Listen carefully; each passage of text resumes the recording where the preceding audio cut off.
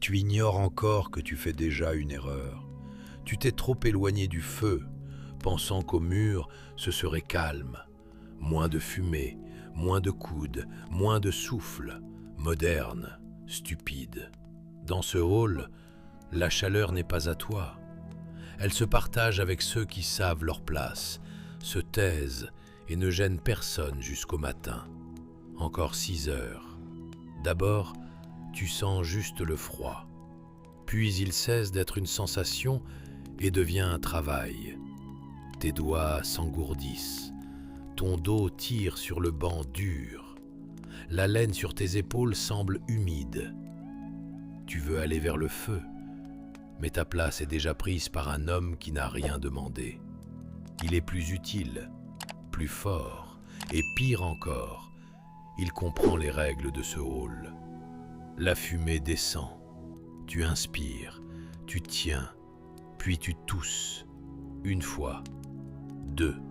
Et juste là, tu remarques qu'autour, on ne bouge plus. On écoute, on regarde dans le noir. Tu penses demander de l'eau, une place plus chaude, un peu de silence. Mais ici, demander est un signal. Tu montres que tu ne tiens pas. Le pire dans la vie d'un viking ne commençait pas au combat. Il commençait lors d'une nuit d'hiver simple, quand il fallait juste ne pas devenir un fardeau. Les Vikings ne survivaient pas parce qu'ils ignoraient le froid. Ils survivaient car la maison, les habits, les vivres, le feu et la dureté muette du clan formaient un seul système. Le hall n'était pas un refuge douillet, une machine de tri. Et ce n'est que la première nuit. Au matin, tu verras, survivre au froid était plus facile que gagner le droit de rester parmi des gens qui ne nourrissent pas l'inutile. Le matin ne te sauve pas, il rend juste ton erreur visible. La lumière grise filtre par le toit et tu vois enfin où tu as dormi. Pas une maison de saga, pas une forteresse chaude. Un long ventre bas, noirci, de bois, de tourbe et de fumée, où l'on dort, mange, dispute, répare, sèche les habits et garde la chaleur. Les bancs des murs sont pleins de corps. Près du feu sont ceux dont la place ne se discute pas, les anciens. Les forts, les utiles. Tu restes au mur et tu vois pourquoi la nuit fut froide. C'est le pire endroit. L'air y tire par chaque fente. La chaleur du feu y arrive déjà épuisée. Tu l'as choisi seul, car tu voulais de l'espace. Ici, vouloir de l'espace, c'est presque avouer sa faiblesse. On passe et te cogne du genou. Pas d'excuse. Ici, personne ne joue la politesse pour un homme qui n'a encore rien fait d'utile. À côté, une femme retire des habits humides d'un crochet. Un vieil homme tousse dans son poing et se tait. Un enfant te fixe trop longtemps, comme une chose qu'on n'a pas encore décidé de garder ou de jeter. Tu veux de l'eau, sortir, respirer, demander où se laver, où aller, quoi faire. Mais chaque question te rend plus lourd pour le hall. Et il est déjà plein de gens, de fumée, de froid, d'odeurs animales, de travail et du calcul muet de qui mérite sa nourriture. Ici, le premier mythe se brise. Les Vikings ne passaient pas l'hiver parce qu'ils étaient des sauvages. Au contraire, ils survivaient car ils savaient les règles de chaque détail. Où s'asseoir, quand parler, combien manger, garder les habits secs, retenir la chaleur, ne pas irriter ceux qui partagent ta nuit. Le hall n'était pas un abri, c'était un système, et ce système vérifie déjà ton utilité. Mais le plus dur ici n'est ni le froid, ni la fumée, ni même la faim. c'est que tu n'as pas commencé à vivre selon ses règles. On ne te laisse pas souffler. Dans ce hall, le matin ne commence ni par envie, humeur ou café. Il commence quand on montre la porte et un seau de bois vide. Il faut aller chercher l'eau. Tu sens à peine tes doigts après la nuit, mais personne ne s'en soucie. Dehors, l'obscurité n'est pas partie. Elle est devenue grise. La neige à l'entrée forme une croûte dure. L'air te frappe le visage comme une planche mouillée. Tu inspires et comprends vite.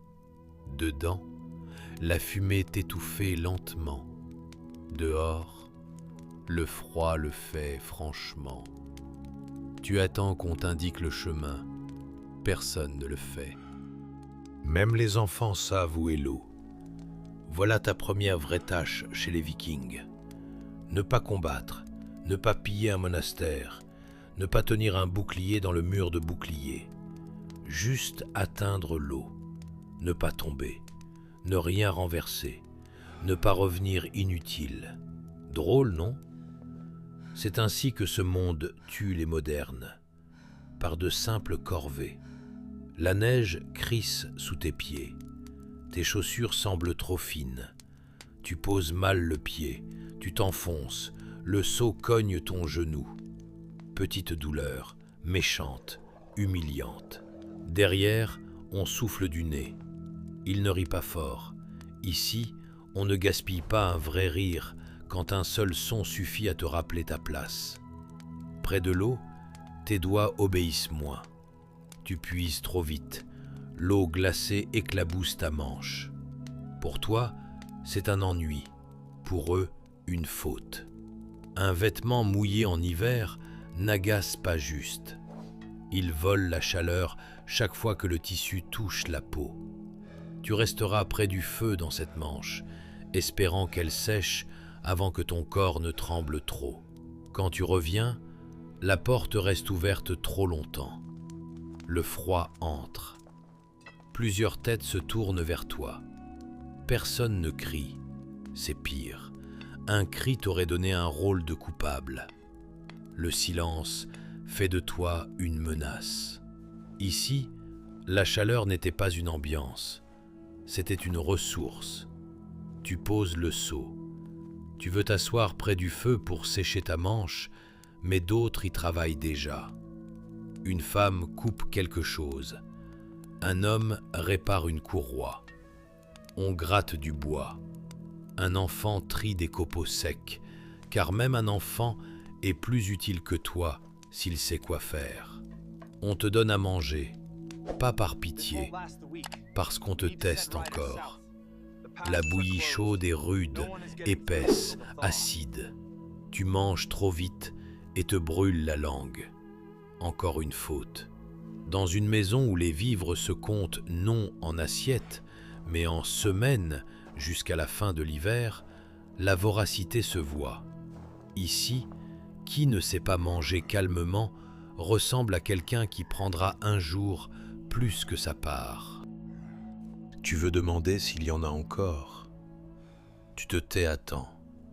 Première décision intelligente du matin. La fumée te reprend les yeux. Tu cherches un angle où elle passe à côté, mais choisis mal. La toux monte seule de la poitrine, rude et humide. Tu la retiens jusqu'à brûler du visage. Puis tu tousses quand même. Une fois, deux. L'homme au feu te regarde comme s'il jugeait non une maladie, mais la durée d'un outil. Voilà le piège. Le moderne croit qu'un malaise peut s'appeler problème et qu'on doit le résoudre. Ici, le malaise est le décor. Se plaindre signifie ne pas être adapté au décor. La journée avance. On te donne un travail simple en surface. Porter du bois sec près du feu, sans le faire tomber, sans le mouiller, sans salir l'endroit où l'on dort. Tu bouges mal. Tu heurtes une épaule et t'excuses par réflexe. L'homme ne répond pas. pas par brutalité. Ta politesse ne répare rien, ne chauffe rien, ne nourrit rien. À midi, tu es déjà fatigué comme si la journée devait finir. Mais ce n'est que le début. Ton dos fait mal, ta manche reste humide, tes yeux piquent, ton ventre se vide trop vite. Tu penses à un lit mou, une douche, de l'eau propre, un médicament contre la toux, une porte qu'on ferme derrière soi. Ces pensées te rendent faible. Non, le confort n'est pas mauvais. Ici, il n'existe pas comme droit. Il est remplacé par un système. Laine, feu, vivre, travail, place, silence, ordre. Un viking ne se réveille pas fort. Depuis l'enfance, on lui apprend à ne pas dépenser la chaleur des autres, ne pas prendre leur place, ne pas changer un jour simple en problème pour les autres. Tu ne perds pas une guerre, tu perds le quotidien. Et si le matin a déjà pu t'enlever toute confiance, ce monde cessera bientôt de te tester par détail. Il vérifiera combien de douleur, de froid et de honte tu peux porter avant de comprendre pourquoi tous n'arrivaient pas au printemps. Le soir, tu vois une chose dure. La journée ne te rend pas plus fort. Elle dépense juste ce qui restait de la nuit. Tu rentres dans le hall avec la manche mouillée, le dos douloureux, des mains plus lentes qu'au matin. Pour un moderne, c'est le signal de s'allonger, se réchauffer, reprendre. Pour ce monde, ce n'est rien. La fatigue n'est pas un événement, elle fait partie du temps. Le feu brûle plus bas que tu voudrais. Tu le vois vite, car tu ne le regardes plus comme un joli détail ancien, mais comme la fine limite entre la vie et une mort très lente. La flamme n'a pas à être grande. Le bois n'est pas infini. Brûler trop ce jour rendra le hall plus froid demain. Brûler trop peu laissera la nuit prendre des gens avant l'aube. Voilà le système de menaces que les films ne montrent pas. La nuit d'hiver n'attaquait pas d'un coup. Elle composait la mort avec des détails. D'abord, le froid. Rien de dramatique. Il se glisse sous les vêtements, s'assoit dans les articulations, rend les doigts lourds et les pensées lentes. Tu ne veux plus discuter, demander, comprendre. Tu veux juste aller au feu. C'est justement pourquoi tu ne peux pas. Les meilleures places ne sont pas pour ceux qui ont peur. Elles sont pour ceux dont on a besoin. Puis la fumée. Elle pend sous le toit, file dans l'ombre, mais ne disparaît jamais. Elle rougit les yeux, sèche la gorge, alourdit le souffle. Tu inspires plus prudemment, comme si l'on pouvait négocier avec l'air. Impossible. Chaque souffle se prend dans ce qu'il y a. Tu tousses plus bas que possible, car tu as vu, une grosse toux n'est pas un symptôme, c'est une annonce. Puis, l'humidité, la plus sournoise. Le froid sec, au moins, est honnête. Manches mouillées, laine humide, chaussures gelées, gouttes au poignet. Tout travaille contre toi pendant des heures. Tu crois que l'habit est juste désagréable. En vérité, il tire la chaleur du corps comme une dette que personne n'effacera. Enfin, l'obscurité. Pas le soir, pas la nuit avec des lampes aux fenêtres. La vraie obscurité, où le temps perd sa forme. Tu ne sais pas ce qui a passé. 1 heure, 3, minuit. Le feu devient la seule horloge. S'il baisse, le danger approche. Si on ajoute du bois, tout tient encore. Si personne ne se lève, tu écoutes les souffles et te demandes qui décidera le premier que ce n'est pas à lui. Tu ferais encore une erreur moderne, croire que le problème vient d'un seul facteur. Il fait froid, il faut plus de feu. Il y a de la fumée, ouvrir la porte. On étouffe, sortir. C'est mouillé, sécher plus vite. Tout paraît logique et tout peut nuire. Ouvre trop longtemps la porte, tu fais entrer le froid pour tous. Ajoute trop de bois, tu dépenses la réserve. Assieds-toi près du feu pour sécher, tu prends la place de celui qui a plus travaillé. Tousse et retourne-toi, tu réveilles ceux qui devront encore tirer ce hall à travers l'hiver. Les Vikings ne survivaient pas parce qu'ils étaient de pierre. La pierre aussi se fend au gel. Ils survivaient car chaque partie de leur monde servait une tâche. Ne pas laisser l'hiver entrer plus loin qu'utile. La laine gardait la chaleur, le feu nourrissait, séchait, éclairait. Les bancs répartissaient les autres, les vivres étaient comptés d'avance. Les gestes étaient sobres, les mots courts, les plaintes dangereuses. Le hall marchait comme une mécanique vivante. Mais une mécanique n'aime pas les pièces en trop. Tu es assis dans la pénombre et comprends enfin. Ici, on ne peut pas juste attendre la fin de la nuit. La nuit travaille aussi. Elle cherche le point faible. Tissu mouillé, porte ouverte, longue toux. Homme qui ignore quand se taire. Homme qui demande plus de chaleur qu'il ne rend d'utilité.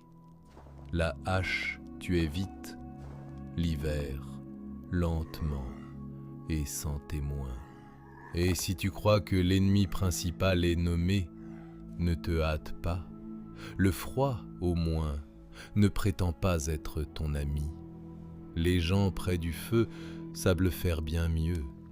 Tu commences à comprendre que dans ce hall, ce n'est pas le feu qui te chauffe, c'est la patience des autres. Et elle n'est pas infinie.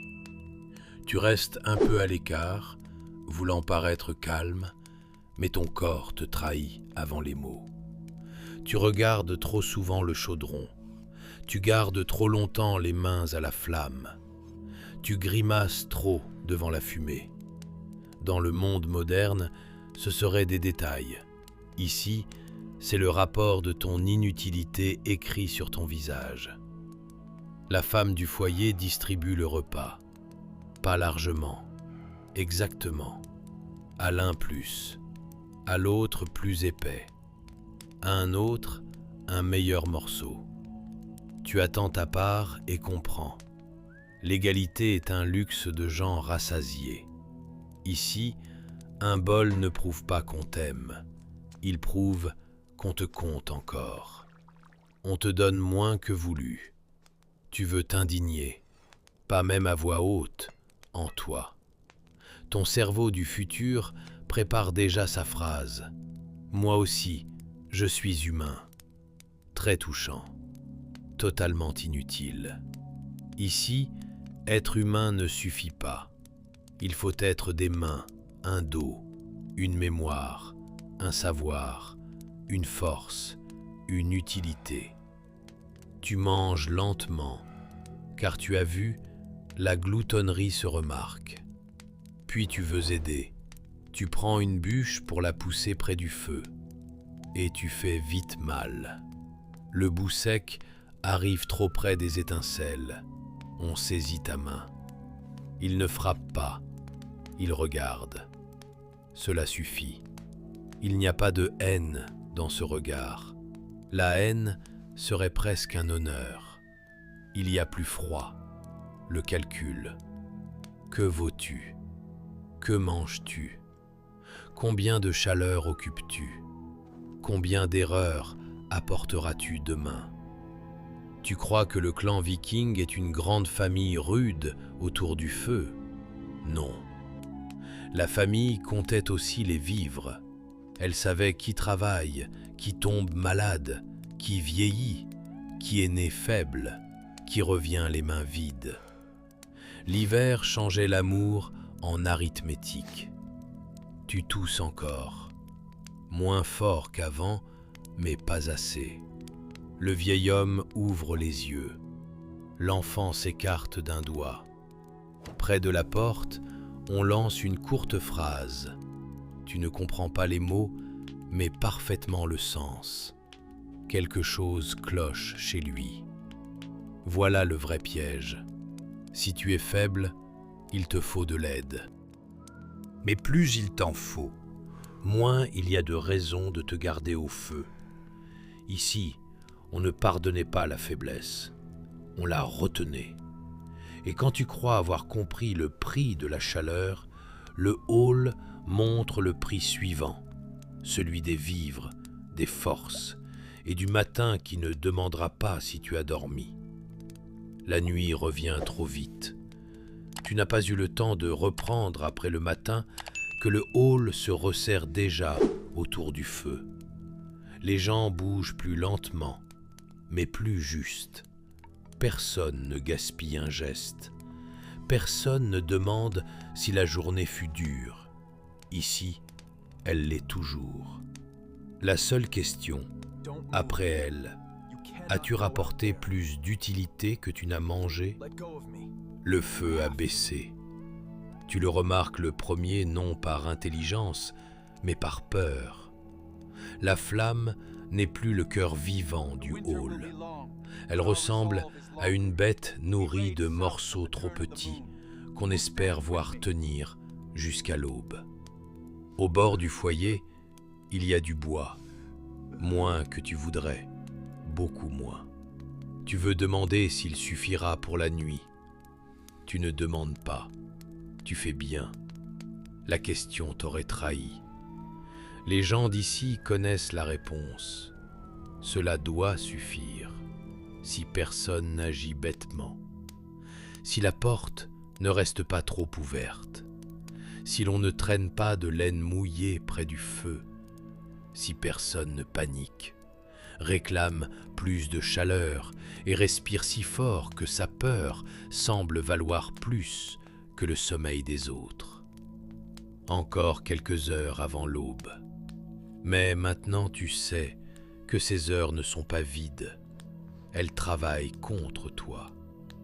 Dehors, le vent force. Il ne fait pas que souffler, il cherche les fentes. Il pousse le toit, racle les murs, glisse ses doigts glacés là où la tourbe tient mal. Le hall répond par des sons bas, craquement du bois, froissement de paille, tout brève, souffle lourd des dormeurs. Tu ne te couches pas au mur, tu as déjà payé cette erreur. Mais on ne te laisse pas non plus près du feu. Là sont ceux qui, demain, se lèveront plus tôt, travailleront plus, décideront plus. La chaleur ne se donne pas selon la souffrance. Elle se donne selon le besoin. Tu reçois le milieu. Pas le pire endroit, pas le meilleur. La place d'un type qu'on tolère encore. Et là commence le pire. Tu ne dors pas. Pas seulement car il fait froid. La fumée pend plus bas qu'hier. Chaque souffle racle la gorge. Tu essaies de respirer à travers le tissu, mais il sent l'humidité et ta propre peur. Tu te tournes, le banc écrase ta hanche. Tu replies les jambes, le dos gémit. Tu t'étends, tu touches une jambe étrangère. L'homme à côté ouvre les yeux. Il ne dit rien. C'est pire que tout reproche. Il regarde jusqu'à ce que tu te figes, voleur surpris, non avec de l'or, mais avec la tentative de prendre trop d'espace. Tu vois, même ton insomnie gêne les autres. Le moderne croit que le sommeil est privé. On ne dort pas. On peut se lever, allumer, boire, ouvrir une fenêtre, regarder son téléphone, aller en cuisine. Ici, ta nuit appartient au hall. Ton mouvement s'entend, ta toux se compte, ton tremblement se voit. Ton souffle devient partie de l'air commun. S'il est trop inquiet, tu abîmes déjà le repos des autres. Puis l'homme du foyer se lève. Il ajoute lentement du bois, pas beaucoup, juste assez pour que la flamme ne meure pas. Tu regardes ses mains et, enfin, tu n'y vois pas un geste domestique, mais un pouvoir. Il décide de la chaleur de tous. Il sait combien dépenser. Il ne demande pas si cela te suffit. La flamme monte de quelques doigts. Les gens bougent à peine, mais tu sens le hall expirer. Alors, on tousse plus fort. Pas toi. D'abord un son sourd, puis un second, puis une longue quinte déchirée plie l'homme sur le banc et lui fait happer l'air. Dans le noir, on jure, on se redresse. La femme au foyer regarde le malade trop longtemps. Tu vois soudain qu'ici, la maladie n'est pas médicale, c'est une question de vivre. S'il ne travaille pas demain, qui fera sa part? S'il mange sans servir, combien de jours le supporter? S'il contamine les autres, combien se coucheront avec lui? Dans ton monde, la maladie appelle compassion, pharmacie, arrêt de travail. Ici, elle appelle calcul. La toux cesse. Mais le hall ne dort plus aussi profondément. Le vent frappe plus fort. Près de l'entrée, la neige s'infiltre.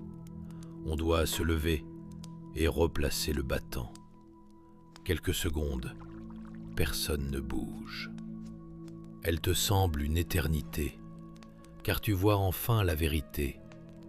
Tous sont fatigués. Chacun attend qu'un autre se lève. Tu te lèves presque, mais tu t'arrêtes. Tu ignores comment fixer la porte, quoi toucher, comment éviter d'y faire entrer plus de froid. Dans ton monde, vouloir aider suffit souvent. Ici, non. Une aide maladroite n'est qu'une nouvelle nuisance.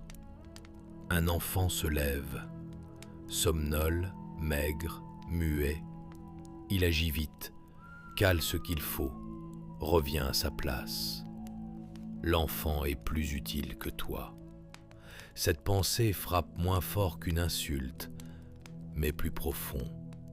Tu restes couché, éveillé, et comprends enfin, ce n'est pas une nuit qui fait peur, c'est que demain sera pareil, et après-demain, et dans une semaine. Il faudra encore nourrir le feu, porter l'eau, partager les vivres. Le malade toussera, le bois diminuera, les gens s'irriteront. L'hiver n'a pas besoin de tuer tout de suite.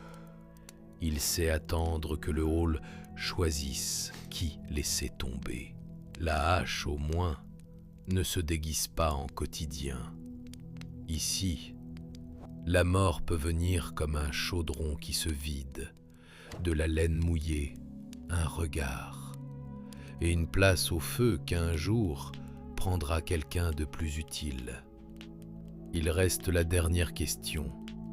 Non, comment les Vikings survivaient à ces nuits, mais à quel moment précis tu cesserais d'être un homme du futur pour devenir une bouche en trop près du feu. À l'aube, tu n'attends déjà plus le salut de la lumière. Tu as vu, ici, le matin n'est pas une grâce. c'est l'épreuve de savoir qui peut encore se lever, qui peut porter le seau. Supporter le froid à la porte, porter du bois, tenir l'outil, nourrir les bêtes, réparer, tirer, se taire et ne pas avoir l'air d'avoir besoin de pitié. Tu restes les yeux ouverts et écoutes le hall s'éveiller avant les autres. D'abord, le bois craque, puis on bouge au feu, puis le malade tousse, puis la femme se lève comme si elle n'avait pas dormi, puis les autres bougent, lentement, lourdement, sans surprise. Pour eux, cette nuit était banale. Pour toi, elle est devenue une preuve. Tu n'es pas mort. Voilà la sale moquerie. Tu respires encore, tu peux te lever, faire semblant d'avoir tenu. Mais ici, la survie ne se comptait pas au pouls. Ne pas mourir ne suffisait pas. Il fallait être utile après n'être pas mort. Et là, le moderne perd pour de bon. Tu te lèves trop lentement. Le dos fait mal. La gorge pique de fumée. Les yeux sont rouges. Les mains tremblent. Pas joliment. Pas comme au cinéma, mais petitement, pauvrement. Tu veux le cacher. Mais dans le hall, aucun lieu ne cache la faiblesse. Chaque geste se voit, chaque souffle s'entend, chaque erreur reste dans la mémoire de ceux qui décident s'il vaut encore la peine de partager la chaleur avec toi. On te donne encore une tâche, simple, presque humiliante. Apporter, tendre, tenir, enlever. Et tu vois que même cela est une épreuve.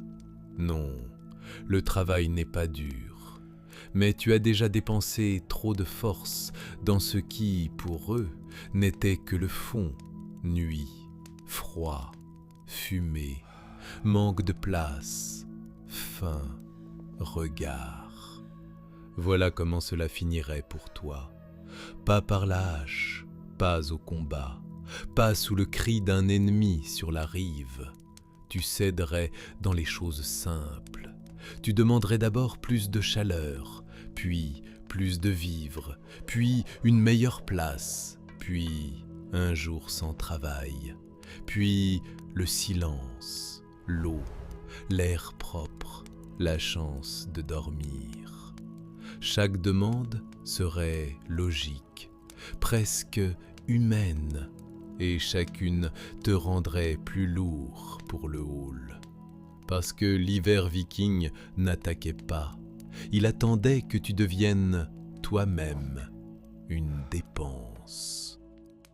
Les Vikings ne survivaient pas à ces nuits parce qu'ils étaient des monstres de gel. Ils sentaient le froid, toussaient à cause de la fumée, se fatiguaient, tombaient malades, craignaient la mauvaise récolte, le chaudron vide, la laine mouillée, le feu qui peut ne pas tenir jusqu'au matin. Dès l'enfance, on leur apprenait à vivre dans cette machine, ne pas prendre trop de place, ne pas gaspiller la chaleur, ne pas manger trop vite, ne pas faire de bruit, ne pas se plaindre, ne pas attendre que le monde s'adoucisse, car tu souffres. Leur force n'était pas la brutalité, leur force était le système. Maison longue, laine, foyer, vivre, travail, hiérarchie, honte, habitude de tenir, savoir muet qu'un inutile en hiver peut être plus dangereux qu'une fente dans le mur. Tout travaillait ensemble, cruellement, injustement, efficacement. Tu voudrais croire que tu aurais tenu, que tu aurais été plus malin, plus rusé, plus fort. Mais la vérité est plus simple et plus dure. Tu serais celui qui comprend trop tard que le confort n'est pas l'état naturel du monde, mais une technologie rare. Sans lui, tu restes seul avec un corps qui gèle, des poumons qui toussent, un ventre qui réclame. et un clan qui compte. Le pire dans la vie d'un viking ne commençait pas sur un champ de bataille. Il commençait lors d'une nuit simple, quand il fallait juste atteindre le matin sans devenir un fardeau. Et si tu veux non des contes de casque à cornes, mais la vraie mécanique de survie dans un monde qui ne pardonnait pas les habitudes faibles, abonne-toi, car le prochain mythe sur les Vikings peut être plus dur encore. Ils n'étaient pas des sauvages cruels, mais des gens qui avaient bâti une culture où survivre valait plus cher que la pitié.